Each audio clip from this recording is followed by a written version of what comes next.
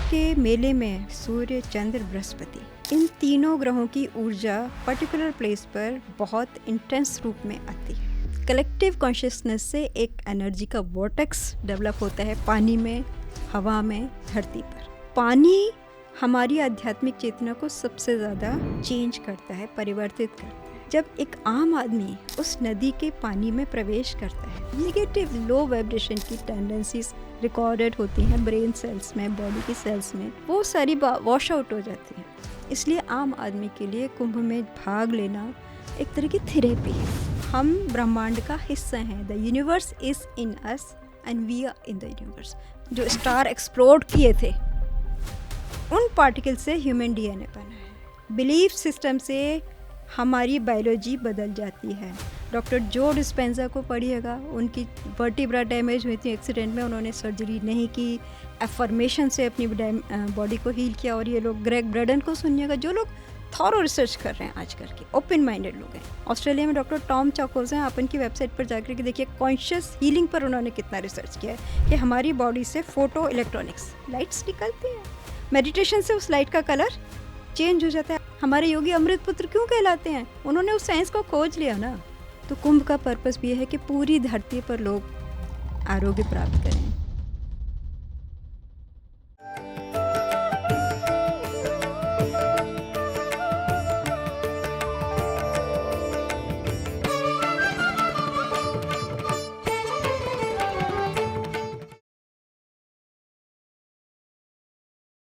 नमस्कार। पीएमसी हिंदी के खास कार्यक्रम में मैं डॉक्टर शुभम सक्सेना आप सभी का हार्दिक अभिनंदन करती हूँ। दोस्तों, आज हमारे बीच उपस्थित हैं आध्यात्मिक वैज्ञानिक मंजुला सक्सेना जी, और आज का विषय है महाकुंभ। हम चर्चा करेंगे महाकुंभ के सभी पहलुओं पर, उसके आध्यात्मिक, वैज्ञानिक, सामाजिक सभी पहलुओं पर चर्चा करते हैं। प्रयागराज में महाकुंभ माघ मास में आयोजित किया जा रहा है। तो ये शब्द जो महाकुंभ है, ये कहाँ से आया और ये उत्सव हम कब से मना रहे हैं? बहुत अच्छा प्रश्न आपने किया, क्योंकि युवा लोगों को इसके बारे में जानना बहुत ज़रूरी है। कुंभ को लेकर के 4 शब्द हैं। एक तो हर साल प्रयाग में माह के महीने में कुंभ का मेला आयोजित किया जाता है। उसमें भी लोग स्नान, ध्यान, आध्यात्मिक साधना करते हैं। एक अर्ध कुंभ होता है जो 6 साल बाद मनाया जाता है हरिद्वार में और प्रयाग में। और एक पूर्ण कुंभ होता है जो प्रयाग में हर 12 साल के बाद किया जाता है। और जब 12 पूर्ण कुंभ हो जाते हैं, 144 साल के बाद महाकुंभ आयोजित किया जाता है। और इन सब का सीधा संबंध खगोलीय घटनाओं के साथ जुड़ा हुआ है। उसी के आधार पर आप हरिद्वार में, प्रयाग में, नासिक और उज्जैन में जगह जगह, क्योंकि उस स्थान पर उस समय ब्रह्मांड से बहुत पावरफुल पॉजिटिव किरणें मनुष्य को प्राप्त होती हैं और उनकी आध्यात्मिक उन्नति उस स्थान पर उस पर्टिकुलर टाइम में बहुत जल्दी हो जाती है। तो ये 144 साल बाद आयोजित किया जा रहा है, इसीलिए इसे महाकुंभ कहा जा रहा है। तो ये महाकुंभ में शाही स्नान जो है मनाए जाते हैं, जिसमें सारे अखाड़े आते हैं। तो ये शाही क्यों बोला जाता है और इसका क्या महत्व है? आध्यात्मिक महत्व है या एक उस दिन गंगा में डुबकी लेने से कुछ अलग प्राप्ति होती है? देखिए, आपने गुरुद्वारों में एक शब्द सुना होगा, सच्चे बादशाह। जी। सच्चा बादशाह कौन है? जो अकाल पुरुष है, जो दिखाई नहीं देता लेकिन हाँ। अदृश्य रहकर सबको नियंत्रित करता है, जिसे हम परम ब्रह्म कहते हैं वेदांत की भाषा में। तो शाही स्नान में वो लोग आते हैं जिन्होंने पूरा जीवन आध्यात्मिक साधना को समर्पित कर दिया।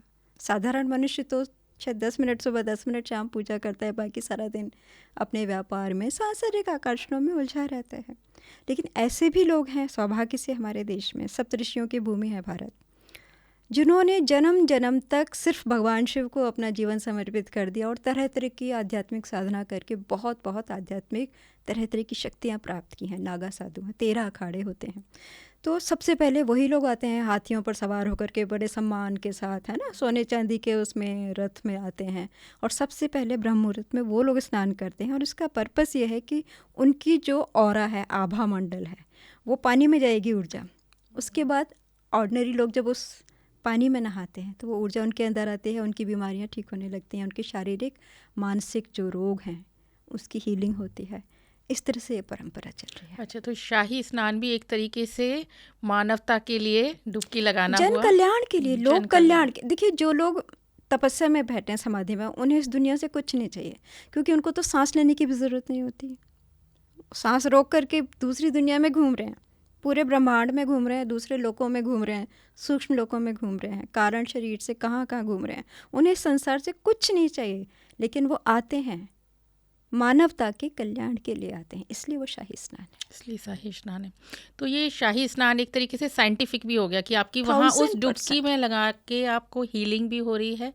तो ये कुंभ का क्या साइंटिफिक और महत्व है? क्या ग्रह नक्षत्र भी एक उसमें आते हैं? बिल्कुल बिल्कुल, ऐसा कुछ है क्या? हाँ, प्रयागराज में जब बृहस्पति वृषभ राशि में होते हैं और सूर्य देव मकर राशि में होते हैं, तब प्रयाग में कुंभ के मेले का आयोजन किया जाता है। और जब बृहस्पति और सिंह, ये दोनों सिंह राशि में होते हैं, तब नासिक में गोदावरी नदी के किनारे कुंभ का आयोजन किया जाता है। बृहस्पति जब कुंभ राशि में होते हैं और सूर्य भगवान मेष राशि में आते हैं, तब हरिद्वार में किया जाता है। और बृहस्पति जब सिंह राशि में होते हैं और सूर्य मेष राशि में होते हैं, तब उज्जैन में कुंभ के मेले का आयोजन किया जाता है। तो एस्ट्रोलॉजिकली अगर हम देखें, जो ज्योतिष विज्ञान जानते हैं वो जानते हैं कि जब मनुष्य का जन्म होता है तो कितने लैटिट्यूड और लॉन्गिट्यूड पर हुआ, उनके जन्म के समय कौन सा ग्रह किस राशि में था, वो ही मनुष्य के भविष्य और अतीत पिछले जन्म के बारे में सारा एक ब्लूप्रिंट जन्म कुंडली से प्राप्त हो जाता है, क्योंकि हम लोग इस ब्रह्मांड का हिस्सा ही तो हैं। सारे ग्रह सूक्ष्म रूप से हमारे शरीर में भी निवास करते हैं, तो वो जो एनर्जीज़ का फ्लो है वही हमारे बिहेवियर को डिसाइड करता है। आप खुद देखिए, कभी हमारा मूड कैसा होता है, कभी कैसा है, वो सारा ग्रहों से जो ऊर्जा हमको प्राप्त होती है उसके हिसाब से मनुष्य का बिहेवियर चेंज होता है। और प्रेजेंट टाइम में अब तो मैं आपको बताना चाहूँगी, महेश योगी का नाम आपने सुना होगा। ट्रांसेंडेंटल मेडिटेशन उन्होंने प्रमोट किया ग्लोबली। तो उनके एक अमेरिकन शिष्य हैं जॉन हैगेलिन, उन्होंने 93 की बात है 3-4 हज़ार लोगों को एक साथ कलेक्टिव मेडिटेशन वाशिंगटन डीसी में करवाया था। तो पूरे एरिया में क्राइम रेट नीचे आ गया था। कलेक्टिव कॉन्शियसनेस से एक एनर्जी का वॉर्टेक्स डेवलप होता है पानी में, हवा में, धरती पर, जिससे ह्यूमन बिहेवियर में बदलाव आते हैं। तो कुंभ का पर्पस भी है कि पूरी धरती पर लोग आरोग्य प्राप्त करें, वननेस की फीलिंग सारे मनुष्यों में आ जाए। इस तरह से कुंभ एक बहुत बड़ा मानवता का आध्यात्मिक महोत्सव है। हाँ, कुंभ में आप देखिए कि पूरा समाज और सब समाज के सभी जो है सदस्य वहाँ पर पहुँच जाते हैं। तो आध्यात्मिकता का तो मिलन है ही है, है। सामाजिक समरसता का भी प्रतीक है। तो ये कुंभ का शुरुआत कैसे हुई? कुंभ आया कैसे? महाकुंभ जो कि हम कह रहे हैं, किस तरीके से हमने इसको धरती पर लेकर आए या हमने इसको मनाना शुरू किया? इसका कोई इतिहास है? तो सागर मंथन की कथा तो पुराणों में और महाभारत में बिल्कुल है। अभी जो कुंभ मनाया जा रहा है 4 जगह पर, वो ये माना जाता है कि जब आदि शंकराचार्य के रूप में भगवान शिव धरती पर आए, तब उन्होंने 4 धामों की स्थापना की, ताकि भारत एक दिव्य ऊर्जा से प्रोटेक्टेड रहे। मानवता जो यहाँ पर जन्म लेते हैं उनकी आध्यात्मिक उन्नति होती रहे। और उन्हीं के समय से ये माना जाता है कि 4 स्थानों पर ये कुंभ के मेले का आयोजन उनके टाइम में शुरू हुआ था, ताकि मनुष्यों की आध्यात्मिक उन्नति हो सके। तो ये पूरी कथा क्या है जो आप एक समुद्र मंथन का उल्लेख आप कर रहे हैं ना, तो थोड़ा सा इसको थोड़ा डिटेल में। बचपन से हमने इसको पढ़ा था, फिर मैंने महाभारत में पूरा पढ़ा, पुराणों में भी पढ़ा। बड़ी इंटरेस्टिंग कहानी है। जो कश्मीर है आज, वहाँ पर कश्यप ऋषि निवास करते थे। उनकी बहुत सी पत्नियाँ थीं और वो बहुत महान ऋषि थे। वरदान से उन्होंने अपनी पत्नियों को संतानें, जिसको जैसी संतान थी उन्होंने वो दी थी। तो दिति के जो पुत्र थे वो दैत्य कहलाते थे। एक दनु थी, दनु के बेटे दानव कहलाते थे। एक अदिति थी, उसको देव माता कहते हैं। उनके 12 आदित्य जन्म से एक को सूर्य भगवान का जो अधिष्ठाता देव है आदित्य बोलते हैं, अदिति के पुत्र वो थे। तो थे तो एक ही ऋषि के, लेकिन माताएं अलग अलग थीं। तो आपस में संग्राम होता रहता था कि किसका वर्चस्व धरती पर हो। तो मेरू पर्वत का जिक्र आता है महाभारत में कि बहुत चमकीला पर्वत था। वहाँ ये लोग गए और विष्णु जी ने कहा कि तुम लोग सागर मंथन करो, जो उसके बाद देखते हैं क्या होता है। तो मंदराचल पर्वत उखाड़ने के लिए कहा, लेकिन वो उखाड़ नहीं पाए। फिर शेषनाग की मदद से मंदराचल पर्वत उखाड़ा और समुद्र में इन्होंने वासुकी नाग को मथानी बनाया। और जब वो डूबने लगा था तो भगवान विष्णु ही कश्यप रूप में उनको सहारा देने के लिए आ गए थे। तो जिधर वासुकी नाग का मुंह था वो तो राक्षस थे, और जिधर पूंछ थी उधर देवता थे। और भयानक सागर मंथन हुआ तो पहले हलाल विष निकला था, जिससे सारी सृष्टि में त्राही त्राही हो गई। तो भगवान शिव ने उसको अपने कंठ में, इसीलिए तब से उनको नीलकंठ कहा जाता है। सृष्टि के कल्याण के लिए सबसे पहले शिव जी आते हैं ताकि सृष्टि चलती रहे। वो वही विनाश करते हैं जो सृष्टि के कल्याण के लिए है। तो नीलकंठ महादेव हो गए। उसके बाद चंद्रमा निकला, उसको भगवान शिव ने अपने मस्तक पर धारण किया। ऐरावत हाथी निकला, उसको इंद्र ने ले लिया। पारिजात का वृक्ष है, उसको कल्पवृक्ष भी कहते हैं, उसकी बहुत मेडिसिनल वैल्यू है, वो निकला था, उसको भी स्वर्ग में जाकर के स्थापित किया गया था। इस तरह से टोटल 14 रत्नों की बात होती है। और लक्ष्मी और अमृत, ये 2 चीज़ें थी जिनको लेकर के सब मोहित, सबसे हर एक कोई चाहता था कि लक्ष्मी मेरे पास आए और मैं अमर हो जाऊं, दोनों ही पार्टीज। तो लक्ष्मी जी ने भगवान विष्णु को अपने पति के रूप में चुना, क्योंकि हमारी संस्कृति ने शुरू से महिलाओं को स्वयंवर की सम्मान दिया है। कि ये बात मैंने महाभारत में भी पढ़ी, कृष्ण जी और युधिष्ठिर के संवाद में। तो कृष्ण जी ने साफ कहा है कि जिस स्त्री के मन में तुम्हारे लिए कोई प्रेम की भावना नहीं हो, तब तक तुम्हें उसके साथ कोई संबंध स्थापित करने का अधिकार। स्त्रियों का सम्मान हमारी जो है भावना का सम्मान, कृष्ण जी ने जो कहा। तो लक्ष्मी जी ने स्वयंवर किया, जितनी देवियां हुई हैं सब स्वयंवर करती थी, किसी का दान नहीं किया गया। वो आगे लेटर पीरियड में हो गया कि जब बच्ची छोटी थी और शायद उसकी सेफ्टी की बात थी तो वो कन्यादान की प्रथा आ गई। अदरवाइज स्वयंवर ही हमारी संस्कृति में है। तो लक्ष्मी जी ने विष्णु जी को चुन लिया। राक्षसों का दिल तो जलना ही था कि इतनी सुंदर स्त्री, दिव्य स्त्री जो निकली है, वो विष्णु जी के साथ चली गई। फिर धन्वंतरी निकले जिनके हाथ में अमृत था, तो फिर घमासान हो गया। फिर आपको पता है भगवान विष्णु ने मोहिनी का रूप धारण किया और कहा कि मैं आप लोगों को अमृत दोनों को पिलाऊंगे। और सुंदर स्त्री को देख करके दैत्य तो सारे मोहित के दुनिया भूल गए उन लोगों को। और भगवान विष्णु ने जो था मोहिनी के रूप में देवताओं को अमृत पिला दिया। एक राहु जो था वो देवताओं में घुस गया था, उसने जैसे ही अमृत पिया, गले तक अमृत आया था, तो सूर्य और चंद्रमा ने भगवान विष्णु को बता दिया। तो भगवान ने सुदर्शन से उसका सिर काट दिया। तभी से अगर आप एस्ट्रोलॉजी को समझेंगे कि राहु, सूर्य और चंद्रमा, इन लोगों के बीच में एक शत्रुता, वैमनस्य रहता है। सबकी एनर्जीज काउंटर करती हैं एक दूसरे को, और इसीलिए कहते हैं सूर्य ग्रहण और चंद्र ग्रहण होता है। राहु को गुस्सा निकालना होता है कि वो ग्रहण इनकी शक्तियों को भी छीन करने की कोशिश करता है। तो ये तो सारा खगोलीय घटनाएं हो गई। तो जब देवता लोग अमृत पी करके अमर हो गए, उसके बाद भी महाभारत में लिखा है कि काफ़ी घमासान संग्राम इन लोगों के बीच में हुआ था। और उसके बाद राक्षस लोग जो थे ये सब समुद्र में और ज़मीन के अंदर जाके छिप गए थे, और देवताओं का पूरा साम्राज्य यहाँ पर हो गया था। ये समुद्र मंथन की कथा है। आगे और भी इंटरेस्टिंग चीज़ मैं आपको बताऊंगी, क्योंकि जब आगे हमने बहुत रिसर्च किया तो पता लगा कि एंशिएंट इंडिया में इवन जो पतंजलि थे, यहाँ पर नागलोक के लोग, नागाज रहते थे। और अगर आपने श्री एम की ऑटोबायोग्राफी पढ़ी है तो नागराज अभी भी उनके पास आते हैं नागलोक की समस्याओं के बारे में डिस्कस करने के लिए। महेश्वरनाथ बाबा जी, महावतार बाबा जी के संपर्क में रहते हैं। सप्तऋषि आज भी हैं। तो जो हमारे पुराणों में चीज़ें लिखी हैं ये कोई फिक्शन नहीं है, ये सारा हमारा आध्यात्मिक इतिहास है जी भारत का। तो आगे चल कर के था कि कश्यप ऋषि की 2 और पत्नियां थीं, कद्रू और विंता। कद्रू ने कहा कि मुझे तो 1000 बड़े तेजस्वी पुत्र चाहिए। तो उसने बहुत सारे अंडे, जिनमें से सांप निकले थे, और वो सांप बहुत भयंकर शक्तिशाली थे, पूरी पृथ्वी पर घुमा करते। तो आप देखिए नागलोक की जो बात आ रही है वो कद्रू के 1000 पुत्र हैं। मैं कोरिलेट कर रही हूँ चीज़ को। विंता ने कहा था कि मुझे तो 2 ही पुत्र चाहिए। अब नाग तो उत्पन्न हो गए, अंडे में से निकल आए। विंता के पास 2 अंडे थे, तो उसने थोड़ा एक रेस्टलेस होकर के एक अंडे को खुद ही तोड़ दिया। तो उसमें से बच्चा निकला। उसने श्राप दिया कि तुमने मेरे को टाइम से पहले ही निकाल दिया ना, अभी मेरा टाइम नहीं आया था।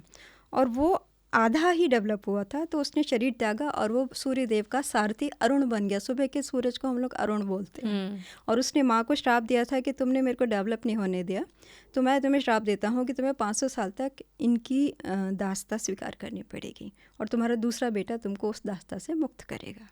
अरुण की कहानी हो गई। समय आने पर गरुड़ जो थे वो निकले। क्या हुआ था कि इन दोनों में थोड़ी जेलसी रहती थी, कद्रू और विंता में।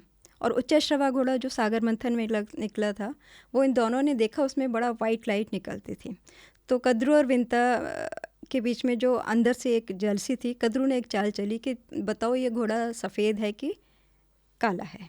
तो विंता ने कहा मुझे तो सफ़ेद दिख रहा है। तो उन्होंने कहा नहीं, हम ध्यान से इसको पास से आसमान में हो रहा है, कल ध्यान से देखेंगे। और कद्रू ने अपने नाग पुत्रों से कहा कि तुम सब सूक्ष्म होकर इसकी पूंछ में लिपट जाना।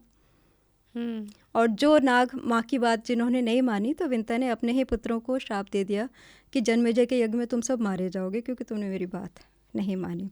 तो अगले दिन जो थी विंता शर्त हार गई, क्योंकि घोड़े की पूंछ पर नाग लिपटे हुए थे तो पूंछ काली निकली, जबकि उन्होंने कहा था पूरा सफ़ेद है। और विंता जो थी वो कद्रू की दासी बन गई।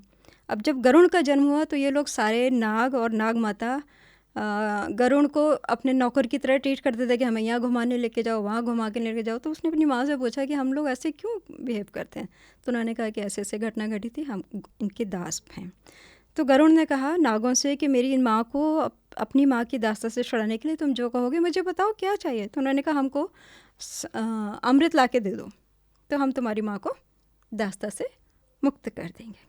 तो गरुण बहुत तेजस्वी थे, मतलब जब वो उड़ते थे, कश्यप ऋषि के पुत्र थे, तो लोगों को लगता था कि अग्निदेव हैं। वो स्वर्ग में गए, अग्नि इंद्र सबको उन्होंने हरा दिया, चैलेंज किया। अमृत जो था उसके चारों ओर सुदर्शन चक्र भी था, 2 सांप भी उसकी रक्षा कर रहे थे, देव सबको हरा करके ये वहाँ से अमृत ले आए गरुण। तब इंद्र ने इनको कहा था भाई कि आप मत लेके जाओ। तो उन्होंने कहा मैं तो किसी को दासत्व से मुक्त करने के लिए लेके जा रहा हूँ, उसके बाद मैं जहाँ रखूँगा आप अमृत वापस स्वर्ग में ले आना। अच्छा, विष्णु जी ने अपना गेम खेला। उन्होंने बड़े खुश हो गए कि ये अपनी माँ की सेवा के लिए निष्काम भाव से इतना पराक्रम कर रहा है, कितना अच्छा बच्चा है, पुत्र है कितना पराक्रमी। तो उन्होंने कहा कि मैं तुमको वरदान देना चाहता हूँ। तो उन्होंने कहा कि मुझे ये वरदान दीजिए कि बिना अमृत पिए ही मैं अमर हो जाऊँ और मैं आपके साथ आपकी सेवा में रहूँ। अब आपको मुझसे कुछ मांगना है तो आप भी मांग लीजिए। गरुड़ का कॉन्फिडेंस इतना हाई था। विष्णु जी से कहते हैं आपको भी मुझसे कुछ मांगना है तो मांग लीजिए।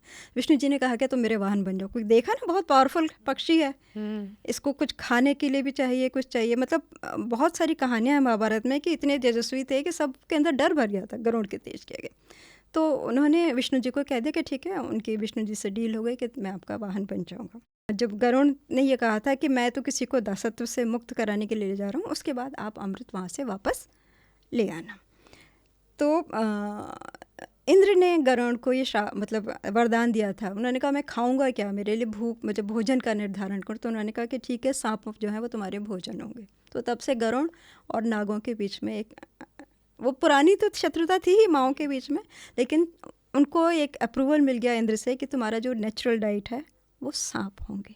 आज भी है, गरुड़ और सांप में वो चल रहा है।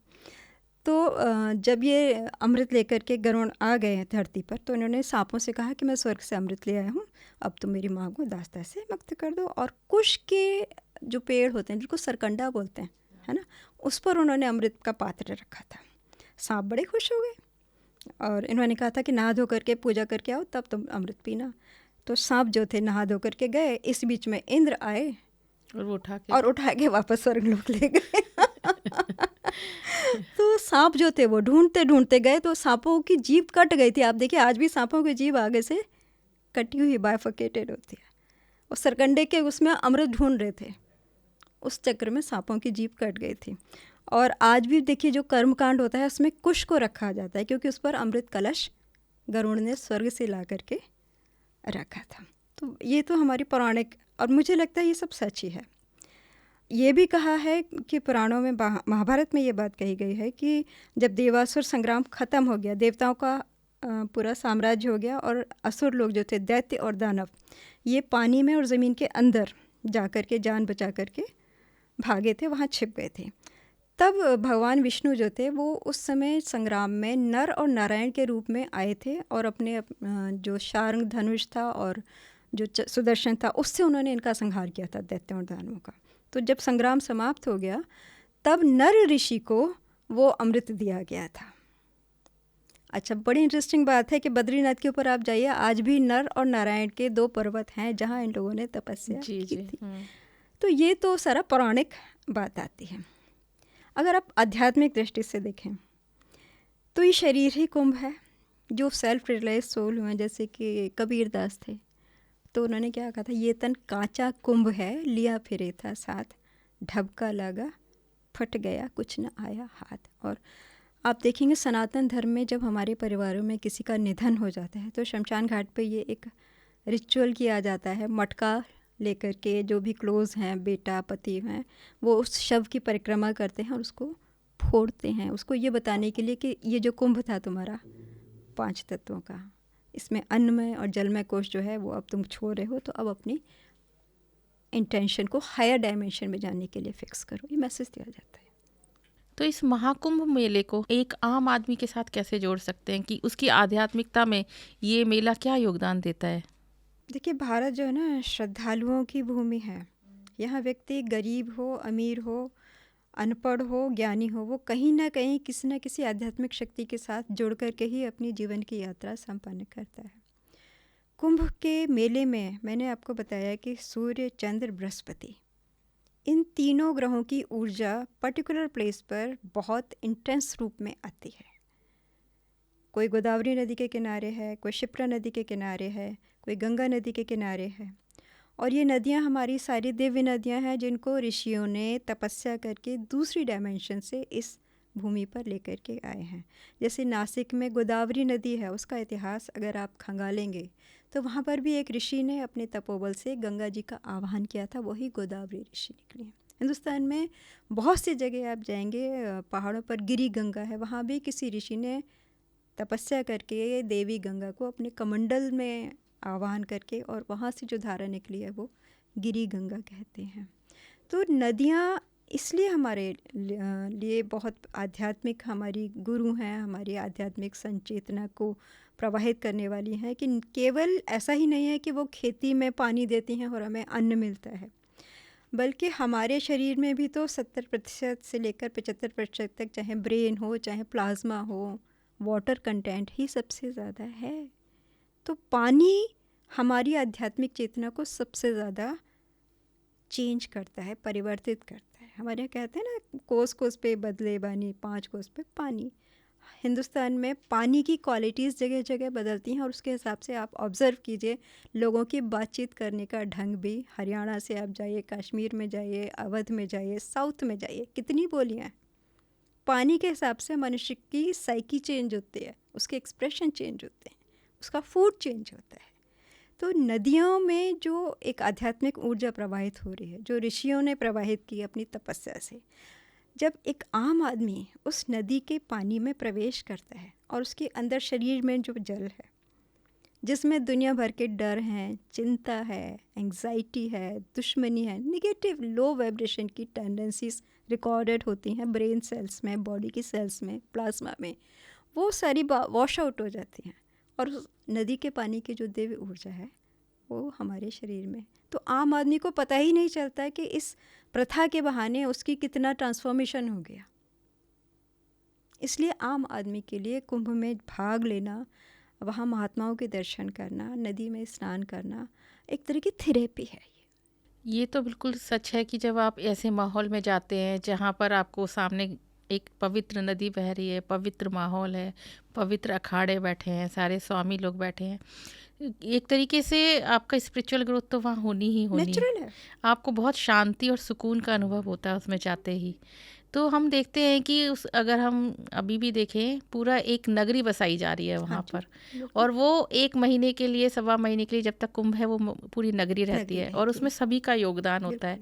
तो ये जो वननेस है जो वहाँ हम देखते हैं, तो इस वननेस से और इस सामाजिकता से हमें क्या फ़ायदा होने वाला होता है?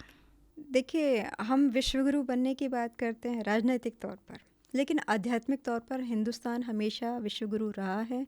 चाहे वो स्वामी विवेकानंद जी के माध्यम से हमें वो गौरव मिला, बाबा मुक्तानंद जी के माध्यम से मिला, स्वामी राम के माध्यम से मिला, रामकृष्ण परमहंस के माध्यम से मिला, परमहंस योगानंद जी के माध्यम से मिला। तो ये परंपरा तो हमारी सैकड़ों सालों से, आप इतिहास उठा करके देख लीजिए कि हिमालय के जो ऋषि हैं वो किसी न किसी को वेस्टर्न वर्ल्ड के पास भेजते रहे हैं। और आपको मैं बता दूं दर्शकों की जानकारी के लिए कि ठीक 130 साल पहले 1894 में कुंभ के मेले में ही प्रियनाथ कड़ार नाम के जो एक व्यापारी थे, जो वहाँ पर घूम रहे थे और सोच रहे थे कि पश्चिम के साइंटिस्ट हिंदुस्तानियों से बेहतर हैं क्योंकि उन्होंने वैज्ञानिक अनुसंधान किए हैं, और हमारे यहाँ ये समाज से भागे हुए लोग बैठे हुए हैं, धूलिन और माला जप रहे हैं धूल लगा के। ये मानवता के लिए क्या करें? मतलब उनको लग रहा था कि ये लोग एक कुछ अच्छा काम नहीं कर रहे हैं, साइंटिस्ट होना बेटर है बजाय एक साधु या तपस्वी होने के। तो एक व्यक्ति उनके पास आया और उसने कहा कि महाराज एक संत आपको याद कर रहे हैं। तो उनको समझ में नहीं आया, तो मैं तो लाड़ी मशा के कहने पर आया था, 130 साल पुरानी घटना है। प्रेमनाथ कड़ार जब वहाँ जाते हैं तो देखते हैं वटवृक्ष के नीचे एक बड़े तेजस्वी युवा सन्यासी वहाँ कुछ शिष्यों के साथ पर आसीन हैं, और इनको देखते ही वो बड़े आलिंगन से कहते हैं आइए स्वामी जी। तो प्रेमनाथ कड़ार जैसे हम लोग हैं, उन्होंने कहा मैं तो कोई स्वामी नहीं हूँ। तो उन संत ने, महात्मा ने ये कहा कि ईश्वर की आज्ञा से मैं जिसको ये उपाधि देता हूँ वो उसको त्यागता नहीं है, और पूछा आपका कुंभ के विषय में क्या विचार है। तो प्रेमनाथ कड़ार बोले अब तक तो कुछ नहीं था, लेकिन अब वो परिवर्तित हो गया है। ये घटना अपने आप में बहुत कुछ कहती है। एक साधारण व्यक्ति जब ये नागा साधुओं को देखता है, कोई धुनी रमाए हुए है, कोई कैसे खड़ा हुआ है। कुछ साल पहले मैंने एक में देखा था, एक साधु ने लिंग पर अपने एक डंडा रखा हुआ था। जो दिगंबर साधु हैं वो तरह तरह के करतब करते हैं, तो जो पढ़े लिखे लोग हैं ना उनको लगता है ये सब क्या बेवकूफ़ी की चीज़ें, क्या नौटंकी है, क्या तमाशा है। लेकिन जब उन स्वामी के सानिध्य में प्रेमनाथ कड़ार पहुँचे तो इनका ऑरा, इनकी सोच में एकदम से परिवर्तन आ गया। मैं ऑरा साइंस की बात कर रही हूँ कि अब तक तो मेरा विचार कुछ था लेकिन अब बदल गया है। उन्हें लगा कि वहाँ पर सच्चे महात्मा भी होते हैं, सच्चे तपस्वी भी होते हैं। तो महाअवतार बाबा जी ने यही कहा था कि अनेकों के दोषों के लिए सबको दोषी मत समझो। मैं मानती हूँ बहुत से लोग ढोंगी हैं, पाखंडी हैं, लेकिन इसका मतलब ये नहीं है कि सच्चे तपस्वी, सच्चे ऋषि हमारे पास नहीं। सच्चे मार्गदर्शक उनको मिलते हैं जिनमें पात्रता होती है। और तब आपको पता है कितना बड़ा विज्ञान हमको महाअवतार बाबा जी ने प्रेमनाथ कड़ार के माध्यम से कहा, क्योंकि उस समय भारतीय समाज अध्यात्म को विज्ञान के रूप में समझने के लिए पात्रता नहीं रखता था। और उनको लग रहा था, उन्होंने कहा कि मेरे पास स्पंदन आ रहे हैं विदेशों से कि वहाँ बहुत से मनुष्य संत बनने की स्थिति में हैं, तो मैं आपके पास अपना एक शिष्य भेजूँगा। आप एक ग्रंथ लिखेंगे जिसमें सनातन धर्म और ईसाई धर्म, बाइबिल और वेदांत के जो कॉमन पॉइंट्स हैं उनको आप कम से कम शब्दों में रिकॉर्ड करेंगे, एक छोटी सी किताब लिखेंगे, ताकि पूर्व और पश्चिम के लोग एक साथ बैठें। उनके बीच में देखिए उस समय तो अंग्रेज़ों का राज रहा होगा, तो हिंदुओं में डर भी रहा होगा, और अंग्रेज़ लोग हिंदुओं को घृणा और नफ़रत की नज़र से भी देखते थे। निगेटिविटी थी ह्यूमैनिटी में। बट महाअवतार बाबा जी ने कहा कि दोनों के जो कॉमन पॉइंट हैं अध्यात्म विज्ञान के, वो आप इनके सामने रखिए ताकि दोनों के बीच में हार्मनी आए जी। तो कितने भाग्यशाली हैं हम लोग कि इतने महान ऋषियों, अमर, जिनके पास अमरता का विज्ञान है। अभी हमने जब सागर मंथन की बात की कि जब देवता लोग जीत गए और दैत्य और दानव पानी में और ज़मीन में छिप गए, तो नर ऋषि को वो अमृत दिया गया था। नर ऋषि ने बद्रीनाथ के ऊपर तपस्या की। तो इसका मतलब जो आध्यात्मिक साधना करेगा वो अमरता के विज्ञान को समझेगा, समझ जाएगा, पा जाएगा, जैसे महाअवतार बाबा जी ने पाया। होली साइंस लिखी गई और उसने, आप देखिए, वही पूरी होली धरती साइंस को, पूरी धरती पर कितना बड़ा करिश्मा, एक आध्यात्मिक क्रांति ला करके 130 साल पहले वो कुंभ प्रयाग से ही स्टार्ट हुई थी। हाँ, वो युक्तेश्वर गिरी जी ने होली साइंस लिखी और परमहंस योगानंद जी जो पहले से डिसाइडेड थे अमेरिका गए और उन्होंने पूर्व और पश्चिम का समन्वय करवाया। तो ये तो बहता है कि हम जब भी इन स्पिरिचुअल लोगों के जैसे ही संपर्क में आते हैं, हमारे अंदर भी वो वाइब्रेशन परिवर्तन आ जाता है, आपकी सोच बदल जाती है, सोच बदल जाती है। तो ये जो एक पूरा नगर बसता है, इस नगर में इसका हम देखें तो इकोनॉमिक जो है एस्पेक्ट्स भी उभर के आते हैं, तो वो उस पर थोड़ा सा प्रकाश। स्पिरिचुअल टूरिज्म को प्रमोट किया था हमारे एक टूरिस्ट मिनिस्टर अल्फोंसे थे, एक कार्यक्रम में उन्होंने बताया था कि जीडीपी का बहुत बड़ा हिस्सा उन्होंने कुंभ के मेले के थ्रू भारत सरकार को अर्न करके दिया था। क्यों? क्योंकि अभी भी मैं एक और योगी के संग कुछ बात, 1 तारीख को हम बैठे थे, उनके कुछ यूरोपियन शिष्य थे, तो मैं उनसे बात कर रही थी, तो वो ये कहने लगे यूरोप में लोग ज़्यादा दुखी हैं क्योंकि आध्यात्मिक कोई मार्गदर्शन नहीं है। पैसा तो कमा लिया, गर्लफ्रेंड कर लिए, बॉयफ्रेंड कर लिए, बट आत्मा की खुराक उनको नहीं मिलती। हमारे हिंदुस्तान में गरीबी है, लेकिन आज ये नहान है, ये तीर्थ है, आज ये पर्व है, अमावस्या है, पूर्णिमा है, एकादशी है, गरीब इंसान भी कुछ ना कुछ करता है। कोई शिव जी को मना रहा है, कोई कृष्ण जी को मना रहा है, कोई राधा जी का कीर्तन कर रहा है। तो हमारी आत्मा उनके कंपैरिजन में ज़्यादा पावरफुल है। हम संतोष तो है कि हम कुछ कर रहे हैं अपनी हम आत्मा जुड़े के तो लिए। हैं, हम दूसरे जगत से, सूक्ष्म जगत से जुड़े हुए हैं ना, किसी भी तरह से जुड़े, चाहे कर्मकांड से जुड़े, चाहे उपवास से जुड़े, चाहे मंदिर में आरती करके जुड़े। मैंने तो बहुत देखा है कि यूरोप के लोग छोटी छोटी बच्चियों को लेकर के मंदिरों में आरती कर रहे हैं और कहते हैं feels good, they feel good, only thing. मैं 10-12 साल पहले मैं यूरोप में गई थी कुछ काम से, तो एक आम आदमी से भी जो है अंग्रेज़, क्योंकि उनकी युवा पीढ़ी मैंने देखा दारू पी रहे हैं, बदमाशियाँ कर रहे हैं, lot of money and freedom but no direction. पैसा है, फ्रीडम है, लेकिन आगे क्या करना है ये बताने वाला उनके पास नहीं है, उनके माता पिता को भी नहीं पता। तो एक अंग्रेज़ बुजुर्ग मुझे कह रहे थे कि there is lot of peace in Indian temple. ऐसे जगन्नाथ जी के मंदिर में गई तो यूरोप से लोग दौड़ दौड़ के आ रहे हैं, उनको मैसेज मिला है जगन्नाथ जी का, Jagannath ji came in my dream and that's I am here. तो हमारे भगवान पूरी दुनिया को रेगुलेट कर रहे हैं ना, कृष्ण जी अभी भी कर रहे हैं। नहीं, हमारी युवा पीढ़ी भी है, अगर आप उनसे बात करें तो उनका भी एक ना एक वो दिन होता है कि हम भी कुंभ में जाएंगे, कहीं ना कहीं अगर जुड़े हुए हैं हम जुड़े हुए आध्यात्मिक हैं। ऊर्जा के साथ। इसीलिए कहा था कि कुछ बात है कि हस्ती मिटती नहीं हमारी। कितनी सभ्यताएं दुनिया में आई, उनके नामो निशान मिट गए। एक ही देश है जिसका इतिहास सबसे पुराना है। आज भी आप हर देश में पूछ लीजिए, उनके जो फोर्ट्स हैं, हिस्ट्री है, कितनी पुरानी है। सबसे पुराना इतिहास हम लोगों का है। जब पतंजलि यहाँ थे, नागलोक से आना जाना था, जब कैलाश पर्वत यहाँ पर था, तो जिन लोगों ने रिसर्च की है, एक प्रोफेसर टोड ने शायद किया है कि जब पिरामिड्स हुआ करते थे तो सबसे बड़ा पिरामिड तो ये है भगवान शिव का जो निवास स्थान है, कैलाश है। दूसरे लोगों से, दूसरी गैलेक्सी से आना जाना होता था। पुराणों में हमारे यहाँ तो कहानियाँ भरी पड़ी हैं। भगवान राम के जो बुजुर्ग थे, ययाति, नहुष, ये लोग सशरीर गए हैं, स्वर्ग गए हैं कि इंद्र से कुछ अपराध हो गया, इंद्र को स्वर्ग में जो राजा का पद था वहाँ से हटना पड़ा, तो उन्होंने कहा कि इंद्र के राजा के लिए धरती से लोगों को ले जाया गया। हमारे यहाँ तो पुराणों में आप जितना खोदेंगे इतनी इंटरेस्टिंग स्टोरीज हैं कि हज़ारों लाखों साल की पुराना इतिहास है, और उसका कोई एक साइंटिफिक बेसिस है, वह कपोल कल्पित बातें नहीं। पर ये हमारा जो युवा है फिर भी उतना विश्वास नहीं करता जितना कि एक स्पिरिचुअल साइंटिस्ट होके करना चाहिए। तो इनके अंदर स्पिरिचुअलिटी कुंभ के माध्यम से कैसे पहुंचाई जा सकती है, कैसे कनेक्ट कर सकते हैं? अभी भी जो युवा शोध कर रहे हैं वो पता कर रहे हैं कि अंग्रेज़ों ने ये देखा था, मैकाले ने जब पूरे हिंदुस्तान की भ्रमण किया था, कि ये देश कल्चरली बहुत स्ट्रांग है। तो उन्होंने कहा कि ऐसी education system nation wide introduce करो कि इनका माइंड वॉश हो जाए, इनका कॉन्फिडेंस तोड़ दो।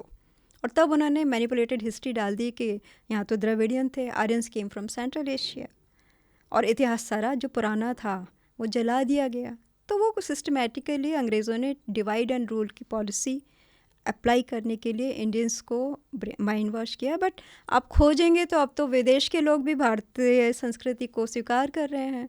जो वेदांत को समझ जाता है, चाहे वो स्वामी विवेकानंद के संपर्क में आके उसके जीवन में परिवर्तन हुआ। और अगर आपको ध्यान हो कि स्वामी विवेकानंद के बाद जब परमहंस योगानंद जी गए हैं तो उनको एक व्यक्ति मिला था जिनको सिल्वर कप उस समय बताया गया था। वो घटना कितनी रोचक है। यानी कि हमारे लोग तो आगे पीछे का सब देखते हैं, त्रिकालदर्शी हैं। और आज ही मैं सोच रही थी कि ठीक है, साइंटिफिक इन्वेंशन हमको वेस्टर्न वर्ल्ड ने दिए, डाल्टन ने दिया, आइंस्टाइन ने दिया। आइंस्टाइन जू थे, और जितने भी हुए हैं हमारे, जिसने प्रिंसिपल ऑफ अनसर्टेनिटी हाइजेनबर्ग ने दिया, फिजिक्स में स्ट्रिंग थ्योरीज वगैरह है, या केकुले ने ऑर्गेनिक केमिस्ट्री स्टार्ट की।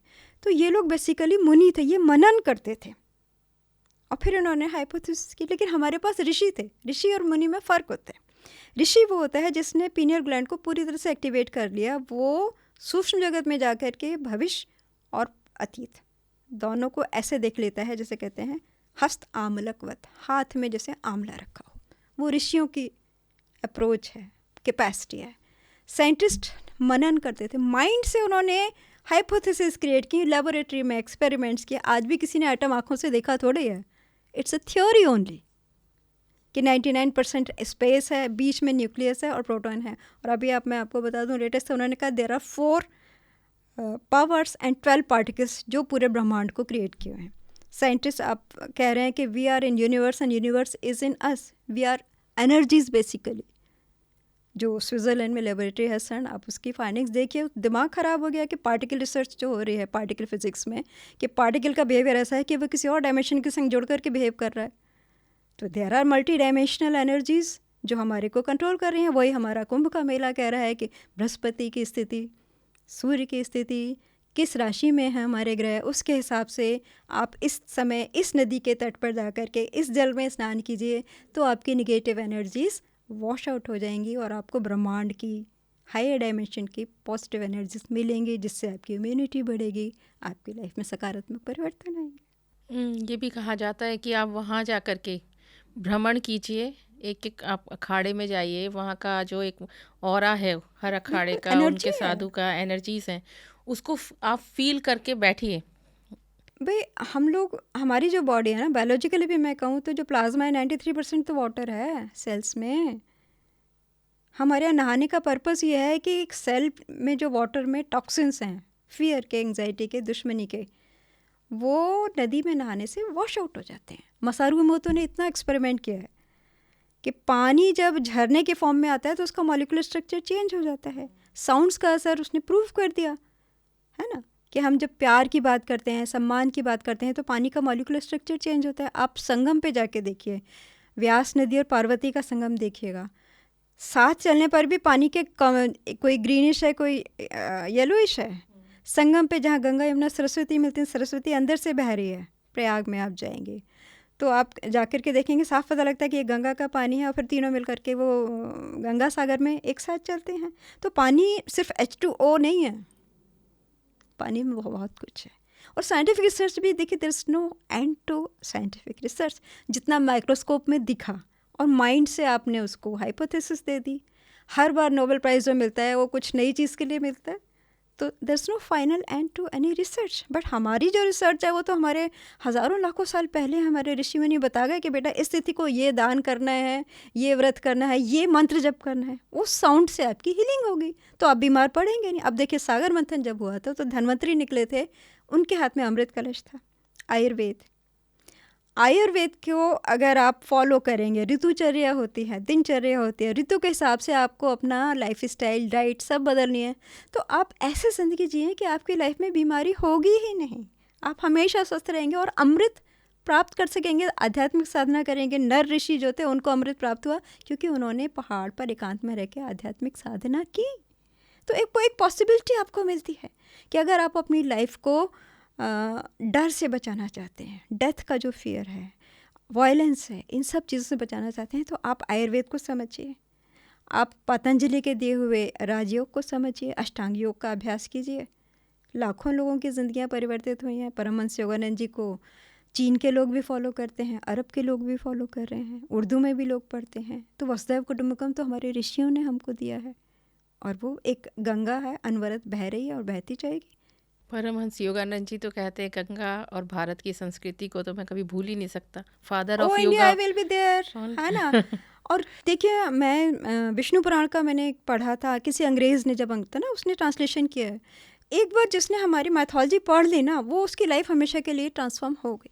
मेरे चीनी मित्र जिन्होंने योगानंद जी को पढ़ा है और अभी इंडिया से जाते समय वो इतना, मतलब मैं एक रेस्टोरेंट में लंच कर रहे थे, सारा तमाशा हो गया, वो मुझे छोड़ नहीं रहे कि India, Manjula don't forget me, we are sisters now. मैं इंडिया छोड़ रही हूँ बट जो क्रिया योग मेरे को समझ में आया है वो तो यू टेक केयर ऑफ मी।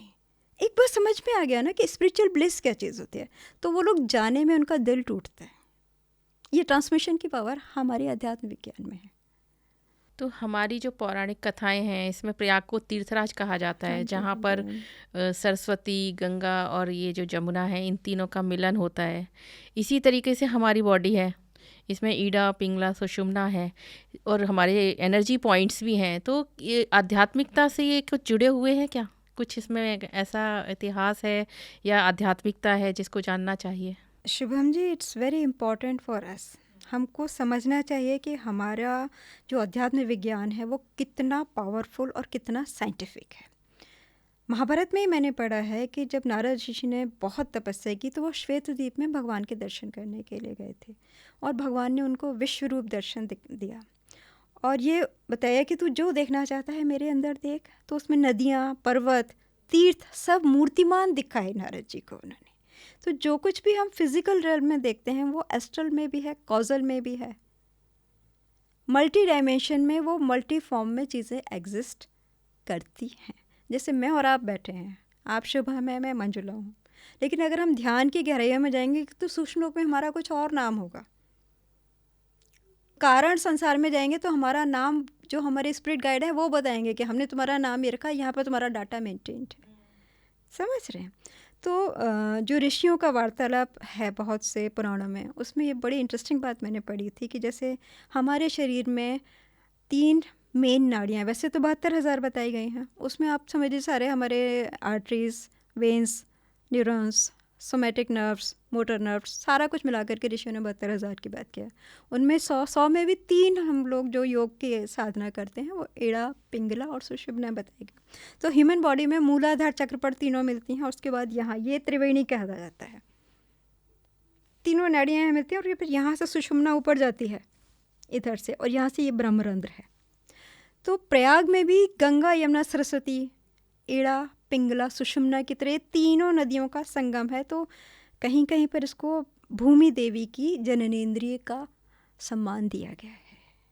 तो तीनों नदियाँ यहाँ पर मिलती हैं क्योंकि हमारे यहाँ भूमि को देवी माना गया है। वसुंधरा देवी हैं जो भगवान श्री कृष्ण ने जब अवतार लिया था तो सत्यभामा के रूप में उन्होंने भगवान श्री कृष्ण को पति के रूप में ग्रहण किया था।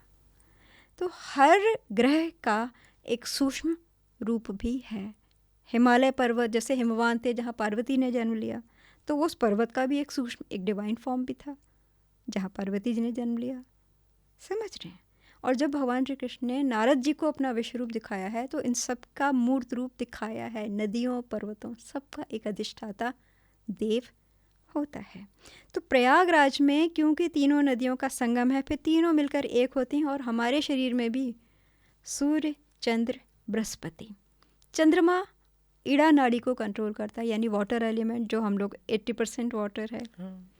सूर्य हमारी आत्मा और बुद्धि, सतोगुण, सात्विक बुद्धि। क्योंकि सूर्य जिस दिन नहीं आता हम लोग सारे डिप्रेशन में चले जाते हैं, बिस्तर से बाहर निकलने की हिम्मत नहीं जुटा पाते अगर 4 दिन सूरज ना नजर आए। तो सूर्य आता है तो चेतना जागृत होती है, बुद्धि विकसित होती है। और जब हम सूर्य का ध्यान करते हैं, सन गेजिंग की प्रैक्टिस करते हैं, तो हमारी इम्यूनिटी बढ़ती है। और पौराणिक कहानी में है कि जब सागर मंथन हुआ तो चंद्रदेव ने तो ये ध्यान रखा कि अमृत कहीं बाहर छलक के गिर ना जाए। सूर्यदेव ने इस बात का ध्यान रखा कि अमृत का कलश कहीं टूट ना जाए। और बृहस्पति देव ने ये ध्यान रखा कि कहीं दैत्य लोग इसको छीन के ना ले जाएं। ये 3 एनर्जी, सूर्य, चंद्र, बृहस्पति, खगोल शास्त्र से देख लीजिएगा।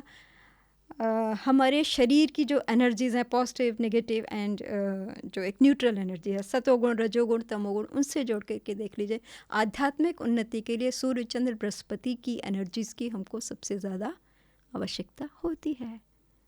अमृत का रस यानी आत्मा का जो आनंद है, जो समाधि का आनंद है, वो छलके ना, ये चंद्रदेव ने ध्यान रखा। पानी हमारा जो है एलिमेंट है वो प्योर होना चाहिए, उसमें टॉक्सिन नहीं होने चाहिए, तभी तो आप बॉडी को हमेशा यूथफुल रख सकते हैं।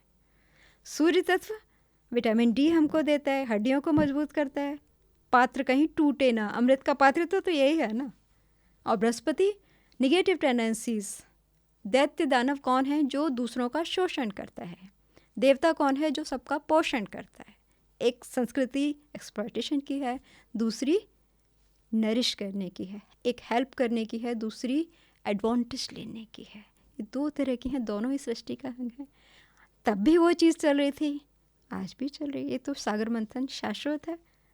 जो अमृत पाना चाहते हैं उनको अपने ढंग से पराक्रम करना पड़ता है। मार्गदर्शन हमारे ऋषियों ने, योगियों ने हमेशा दिया है।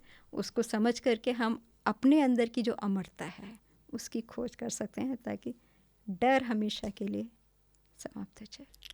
मार्गदर्शन करने के लिए तो कुंभ में आज भी योगी आते हैं, बैठते हैं और आप वो फील भी कर सकते हैं। महाअवतार बाबा जी ने 130 साल पहले कहा था कि अनेकों के दोषों के लिए सबको दोषी मत समझो। देखिए, masses know the worth very late, ये स्वामी विवेकानंद ने भी कहा था, क्योंकि और बहुत अच्छे जो लोग कहते हैं कि मान लीजिए एक स्थान है जहाँ सब लोग गहरी नींद में नशा करके दारू पी के सो रहे हैं, आप वहाँ जाते हैं और एकदम से लाइट जलाते हैं तो उनका क्या बिहेवियर होगा बताइए मुझे। जगह के एकदम से लाइट के आगे तो कोई भी, जहाँ आपका अंधेर सिर फोड़ देंगे कि सोने क्यों नहीं दे रहा, गुन्नाएंगे, गुस्सा करेंगे। नहीं, पहले तो एकदम से उनको लगेगा लाइट चौंकेंगे आई ना। कहाँ से, चौंकेंगे। और फिर जिसने उनकी नींद तोड़ी वो उस पर गुस्सा भी करेंगे। बिल्कुल।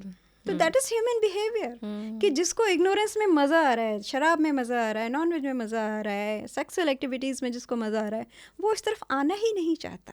ग्रेजुअली जब उसको सफरिंग होती है, हमारे योगी कहते हैं कि जब तक काम क्रोध की सुइयाँ चुभती नहीं है ना, तब तक मनुष्य सुधरता नहीं है। एक प्रोसेस है ये, जो योगानंद जी ने कहा है कि every saint has a past and every sinner has a future. Gradually हम लोग डार्कनेस से लाइट में आते हैं, तमसोमा ज्योतिर्गमय, असतोमा सतगमय। सब अमावस्या और पूर्णिमा दोनों सृष्टि ने रखी है ना। जो लोग तंत्र को जानते हैं वो जानते हैं कि अमावस्या के समय जितनी डार्क एनर्जीज हैं वो कितनी पावरफुल हो जाती हैं। वो ऐसी एनर्जीज हैं जो लोग एक्सप्लोर करते हैं कि सूरज की लाइट पड़ी तो वो मर जाएंगी। ये प्लांट किंगडम में भी आप जाइए, 2 तरह के प्लांट्स होते हैं, फोटोफिलस एंड शियोफिलस। कुछ पौधे ऐसे होते हैं कि वो अंधेरे में ही ग्रो करते हैं, वो धूप में रखोगे मर जाएंगे। आप समझ रहे हैं, नेचुरल है। और कुछ पौधे जैसे कुमुदिनी और कमलिनी की हम लोग बात करते हैं, कुमुदिनी चंद्रमा को देख के खिलती है, कमलिनी सूरज को देख के खिलती है, सूरजमुखी सूरज के साथ घूमते हैं। बहुत से पौधों का भी तो अपना बिहेवियर है। किसी को सस्टेन करने की एनर्जी किसी प्लेनेट से आ रही है, एनर्जीज का ही तो सारा खेल है। वो एनर्जीज ही हम लोग को अफेक्ट करती हैं, हमारे बिहेवियर को चेंज करती हैं। तो नाउ अब तो साइंटिफिक एनर्जी जो है, साइंटिफिक इन्वेंशंस, रिसर्च, वो हमारे आध्यात्मिक विज्ञान को बिल्कुल वेरीफाई कर रहे हैं, एक्सेप्ट कर रहे हैं, ऑनर कर रहे हैं। तो ये जो सारा खेल जो है, ये सारी जो स्पिरिचुअलिटी, कुंभ कुंभ शब्द पर आ रही है, तो असली में ये कुंभ है क्या? आध्यात्मिकता में अगर हम कहें कुंभ क्या है तो आप उसको कैसे बताएंगे? देखिए, हमारे योगी कहते हैं जितने शास्त्र और पुराण हैं ना, ये बेसिकली रूपक हैं, मेटाफर्स हैं ये। और जो बहुत एडवांस क्रिया योगी हैं उन लोगों का तो ये भी कहना है कि वध जो शब्द हम लोग यूज़ करते हैं, हम समझते हैं कि कृष्ण जी ने कंस का वध किया और भगवान राम ने रावण का वध किया, तो वो चेतना का रूपांतरण था, शरीर की हत्या नहीं। सब मतलब हम लोगों ने समझने में गलती की है। साधारण लोग, वो जो भाषा है, जब तक हम खुद मेडिटेशन नहीं करेंगे तब तक वो रहस्य हमारे सामने क्लियर नहीं हो पाते हैं कि everything is inside human body. जिसने भी रिसर्च की, किसी साइंटिस्ट ने की या किसी ऋषि ने की, श्रुति लिखी या स्मृति लिखी, वो अपनी तपस्या, अपने प्रयास से तो लिखी ना। आप समझ रहे हैं मेरी बात को? मनन, चिंतन, शोधन, अनुसंधान हर एक को अपने जाके करना, तब वो समाज को कुछ देने के लिए कैपेबल या सक्षम हो पाता है, चाहे वो साइंटिस्ट हो या ऋषि हो। साधना, तपस्या तो करनी ही पड़ती है। नर ऋषि ने नर पर्वत पे तपस्या की बद्रीनाथ के ऊपर, तभी तो उनको अमृत दिया देवासुर संग्राम के बाद। एलिजिबिलिटी डेवलप करना सबसे बड़ा चैलेंज। तो कुंभ में जब आदमी जाता है तो जो उसका जो शरीर रूपी कुंभ है, जिसको लाखों साल लगते हैं, जो योगियों ने बताया कि इस प्लेनेट पर 10 लाख साल का समय एक मनुष्य को लग जाता है आध्यात्मिक उन्नति करके मोक्ष के लिए एलिजिबल होने में। कुंभ में जाएंगे तो वो चीज़ स्पीड अप हो जाती है। जब योग का अभ्यास करेंगे तो वो 10 लाख का साल हो सकता है, 1 या 2 जन्म में आप उस स्थिति को पा सकें। इसीलिए जब आध्यात्मिक योग की मैं बात करती हूँ, आध्यात्मिक विज्ञान की बात करती हूँ, अर्धकुंभ का मतलब है कि 6 साल अगर आपने योग के सारे जो अष्टांग योग को फॉलो किया तो 6 साल में आपके शरीर का एक एक मॉलिक्यूल डिवाइन हो जाएगा। अर्धकुंभ। पूर्ण कुंभ 12 साल में आप कंप्लीटली एनलाइटेंड हो जाएंगे। हम लोग एफर्ट नहीं करते, इसलिए समझ ही नहीं पाते। समझने के लिए भी उस ज्ञान तक पहुंचना है, उसको तो फील अच्छी करना बात है कि सुभाष पत्री जी ने इतना बड़ा आध्यात्मिक क्रांति पूरी धरती पर ले आए कि लोगों को अध्यात्म विज्ञान समझ में आ रहा है। जिसको समझ में आ रहा है उसका जीवन रूपांतरित हो रहा है। लाखों लोगों का हो गया, हम करोड़ों का करेंगे। सोते हुओं को जगाने की बात है, जो भटके हुए हैं उनको समझाने की बात है। एक बार चस्का लग जाता है फिर इंसान गलत चीज़ों में नहीं जाएगा। तो कुंभ यही कुंभ है, इसी में अर्धकुंभ हो रहा है, इसी में महाकुंभ, इसी में पूर्ण कुंभ। आपने जो 144 साल महाकुंभ की बात की, मैं महायोगी पायलट बाबा जी के साथ रहती थी। उनको बहुत सारी डिवाइन साइंसेस उन्होंने हिमालय पर रह के प्राप्त की थी। शरीर छोड़ दिया, उनकी इच्छा थी बाबा जी की, बट वो ऐसा विज्ञान जानते थे कि बेटा मैं सड़क चाप इंसान को भी 144 साल जिंदा रख सकता हूँ। कायाकल्प का विज्ञान आज भी ऋषियों के पास है, लेकिन वो हर एक को नहीं दे सकते। जब तक कोई पात्र नहीं मिलेगा जो उसको ढंग से समझ के उसका मिसयूज़ ना करे, तब तक वो विद्या आपको नहीं मिलेगी। तो 144 का महाकुंभ भी यही है कि अगर आपने डीएनए को फुल्ली विकसित कर लिया है, अष्टांग योग को अच्छे से फॉलो करके, तो आप 144 साल तक जीवित रह सकते हैं। तो कुंभ का महत्व तो बहुत ही ज़्यादा है, बिल्कुल है, जिससे तो हम अभी तक अनभिज्ञ, हमें समझ में नहीं आ रहा कि ये कुंभ हम सिर्फ ऊपरी ऊपर देख रहे हैं। पर अगर हम एक बार इस यात्रा में निकल जाएं, आध्यात्मिकता की यात्रा में, तो कुंभ से बड़ा आध्यात्मिक क्षेत्र, आध्यात्म कुछ नहीं है। कुंभ ने हमें होली साइंस दी, और होली साइंस जो एजुकेटेड पर्सन पढ़ लेगा उसका भटकाव खत्म। समझने की बात है, एक बार समझ में आ जाएगा तो आपकी सोच बदलेगी, आपका लाइफ स्टाइल चेंज होगा और आप एनलाइटेंड होंगे। आप अपने आसपास के माहौल को, मैंने आपको जॉन हेगलिन का एग्जाम्पल दिया, महेश योगी के शिष्य आज भी हैं, बहुत बड़े बड़े एक्सपेरिमेंट्स कर रहे हैं। Collective consciousness can transform the entire planet. या सेल्फ रियलाइजेशन फेलोशिप के जो प्रेसिडेंट हैं ब्रदर चिदानंद, अभी अगले महीने फिर भारत में आ रहे हैं। 3 साल पहले आए थे कान्हा शांतिवनम में, लाखों लोगों को मेडिटेशन कराया उन्होंने, और उन्होंने यही कहा था क्रिया योग शरणम। जब तक पूरी ह्यूमैनिटी, सारी धरती के मनुष्य क्रिया योग या ध्यान का अभ्यास नहीं करेंगे, ये जो लड़ाई झगड़े एक्सप्लॉयटेशन है, ये चीज़ कभी ख़त्म नहीं। हर मनुष्य को अपने कुंभ को महाकुंभ में परिवर्तित करने की ज़रूरत है, ध्यान के द्वारा, योग के द्वारा। तो ये वननेस, और हम कहते हैं वसुधैव कुटुंबकम, भारत तो इसी परंपरा पर चल रहा है। इसका सबसे बड़ा उदाहरण है हमारा महाकुंभ, कि हम यहाँ पर हर वर्ग, हर क्षेत्र, हर उस समाज के लोग को देखते हैं। तो आध्यात्मिकता, जो वननेस हम समझ रहे हैं और जो हमारे ऋषि मुनि समझाना चाह रहे हैं, उसमें क्या अंतर है?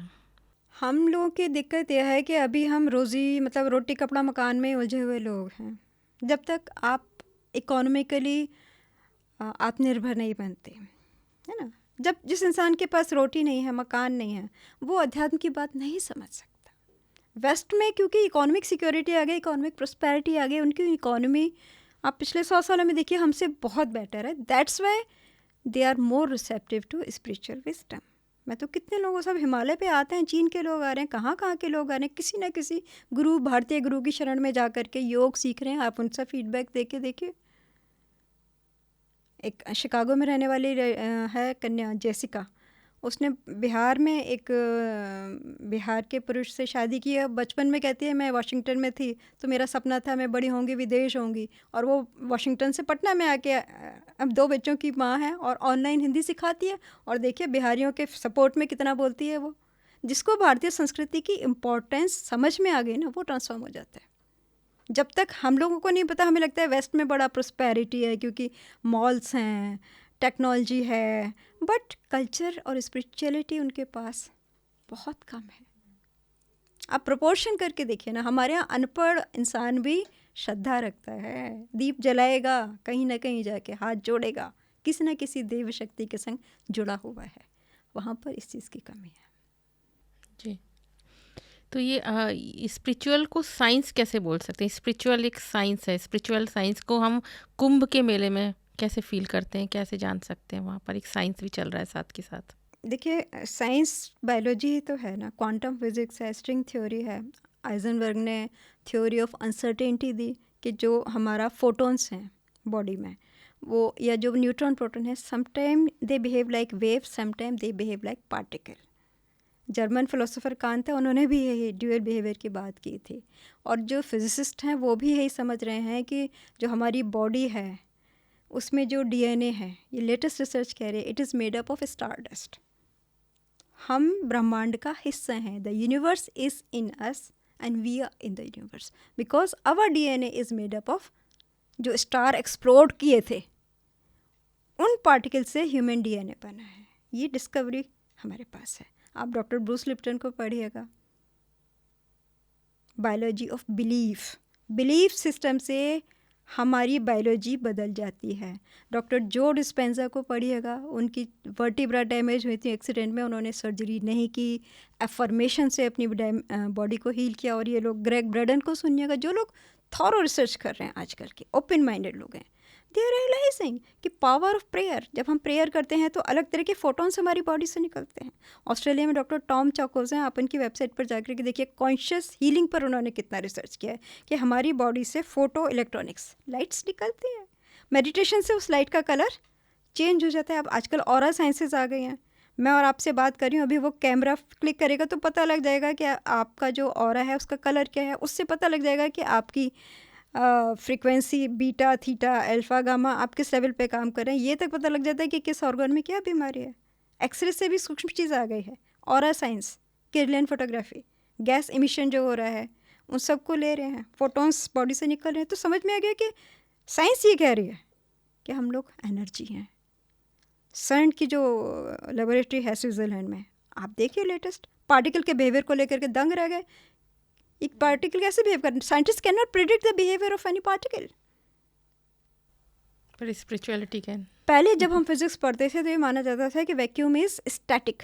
अब वैक्यूम में जो रिसर्च होती है पता लग रहा है जैसे माइंड में थॉट्स आ रहे हैं जा रहे हैं, ऐसे वैक्यूम में भी नए नए पार्टिकल हर समय आ रहे हैं जा रहे हैं, आ रहे हैं जा रहे हैं। तो सर्टेनिटी तो कहीं है ही।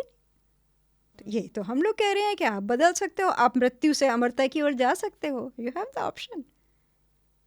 आपकी कोई लिमिट नहीं है, यू आर लिमिटलेस बीइंग, अमृत पुत्र। हमारे योगी अमृत पुत्र क्यों कहलाते हैं? उन्होंने उस साइंस को खोज लिया ना।